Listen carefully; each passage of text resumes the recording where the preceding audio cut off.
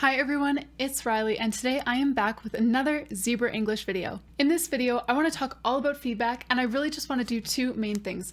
I want to introduce you to a free, easy resource for doing feedback really quickly with Zebra English, but I also just kind of want to walk you through my process of how I write feedback with Zebra English. So if you are interested in teaching with Zebra English or just interested in the online ESL world in general, definitely take a second to subscribe to my channel because I am posting new content twice a week, all about helping you succeed as an online ESL teacher. So for those of you who have not yet begun teaching ESL online, but you may be interested in it in the future, or you're already navigating this Zebra English hiring process, please check out the description.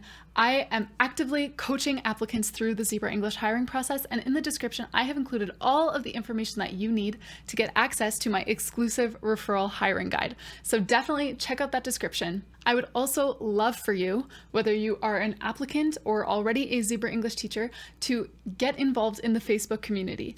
I run two Zebra English Facebook groups. The first is Zebra English Hiring Q&A, and the second is Zebra English Teacher Q&A. So whatever category you fit in, I would love for you to come join us. And again, you can find those links in the description below. So that actually leads me really nicely into the rest of the video, because I want to introduce you to this free resource for just pumping out feedback really quickly for Zebra English. So for those of you who don't already know, for every single class that you teach with Zebra English, you are required to submit class feedback within 12 hours of completing the class in order to receive your full pay for that class. I know that for some teachers, this can take longer than necessary. And so in order to kind of bring that time down and just ease that burden, I have created this resource that will help you complete your feedback really quickly.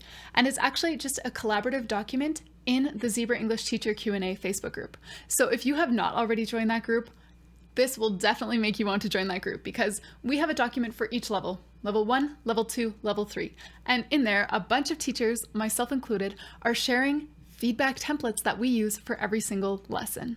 Now, I would love for you to go ahead and join this group. You can simply copy and paste the template into your actual Zebra English feedback and simply change the name, change the pronouns to make it suit your student. Of course, you will want to add specific things that they did well, specific things that they can continue to improve, but this is just a really quick way to have a solid template for you to use. Now, it is absolutely not necessary for you to contribute to these documents, but I would love for you to. These are collaborative feedback template documents. So if you are writing feedback and you have a template that you think other people could benefit from, I would love if you would just copy and paste that right into our collaborative document. And the instructions for how to add to this document are all in the Facebook group as well.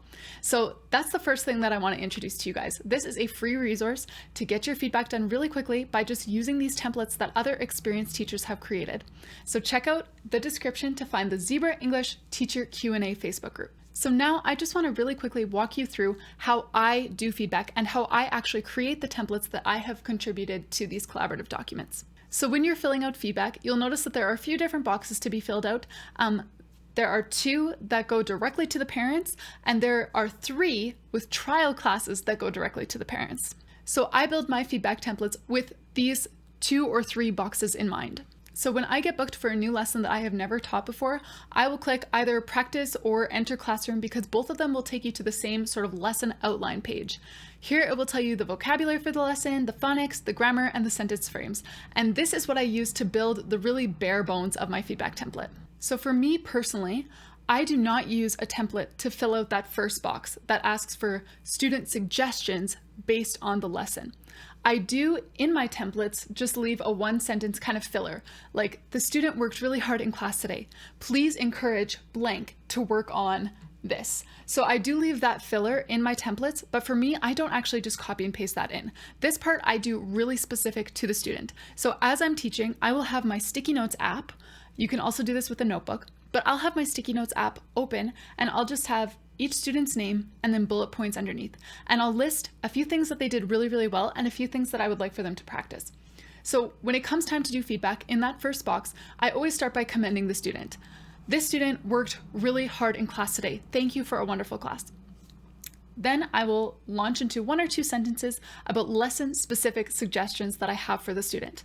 So please encourage Lily to continue to practice today's vocabulary, particularly the words I don't know, sofa and bed. That's from a lesson that I taught today about things at home. So I will include that really specific suggestion about this lesson's content. And again, this box will only be maybe 2 to 4 sentences long. Now, the second box is where you give encouragement to your student, and this is where I use the template. So in this box, I sort of outline the lesson, but I also just highlight the areas that the student did really, really well. So the template that I've created helps me to outline the lesson really quickly. I don't need to go back and rack my brain for what we were talking about. I've listed the phonics, the vocabulary, the sentence frames in a way that really flows smoothly in a paragraph format. So I'll use that template, and I'll always include a few details about areas that my student did really, really well at, or things that we had fun with. If we really laughed hard at one word, or we had a good time doing the actions for a certain vocabulary word, I'll include that in there just to add a personal flair to my feedback. And with regular classes or supplemental classes, those are the only 2 boxes that you need to fill out. However, if you are just getting started, you will likely be teaching a lot of trials. And you'll notice that when you teach trials, there is a 3rd box that just says for trial classes only.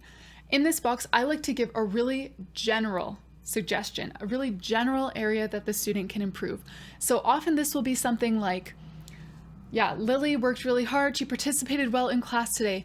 Please encourage Lily to practice introducing herself using full sentences, or to practice reading, or to practice speaking confidently with the teacher, or something like that. These are more general suggestions for improvement, whereas the first box was really lesson-specific suggestions for improvement. So that is my system for getting feedback done really quickly. And again, I would absolutely love for you to join us in the Zebra English Teacher Q&A Facebook group so that you can have access to those free feedback templates. Thank you so much for watching this video. If you found this helpful, I would love it if you would take a moment to just give it a big thumbs up and hit subscribe so that you can stay up to date on all of my tips for succeeding as an online ESL teacher.